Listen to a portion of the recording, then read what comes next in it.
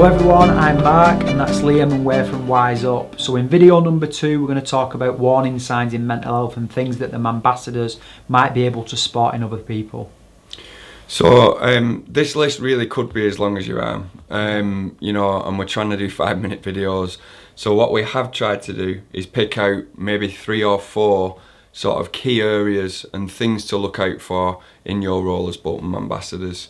So the first one I'm going to mention is people feeling sad and emotional. And I think when we talk about poor mental health, that might be one of the more obvious things that comes to mind, people feeling sad or emotional.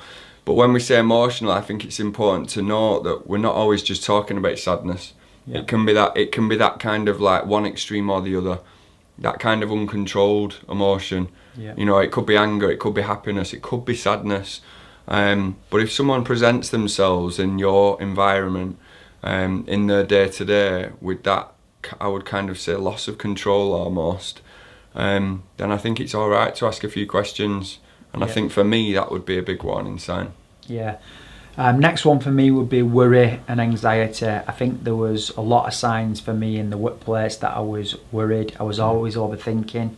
And if you're spotting signs in someone's worrying a lot, there's a good chance that that is having a negative impact on the mental health, and that would result in anxiety. I think that's a massive one for people that are suffering with the mental health. Usually they find out they're worried about something and they're anxious. So how could you spot that? Someone looking agitated, someone looking like they're doing lots of thinking, someone being isolated. So it's really important we know how to ask them questions and when to ask them. So next one from me, maybe one of the lesser obvious ones when you think about mental health, but I would say is personal hygiene. Changes in personal hygiene and poor personal hygiene. You know, it'd be very easy when someone presents with poor personal hygiene to kind of not want to go near them, to kind of distance yourself and all that kind of thing, but that could really be a symptom or a warning sign of something far more worrying.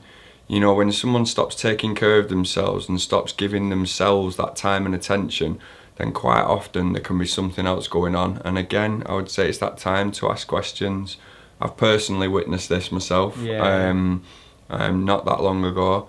And it's not nice to see, you know, someone's personal hygiene go downhill, but it's just that sort of self-worth, self-value that may be missing because of actually how they are feeling. Yeah.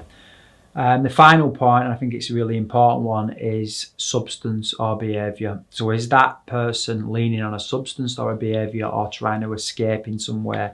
We can vouch for Stan being 2 lads in recovery, that we both had major life events happen that we didn't handle well and were suffering with our mental health, and that later led to addiction. But that was ultimately substance, which was drugs and alcohol, behaviour, which was gambling.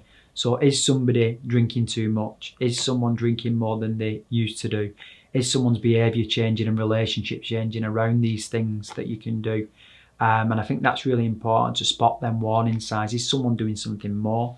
Do you think they're losing control? And is there a reason for that? Look, we've given you sort of 4 points there, but one thing I will try and wrap it up in is change.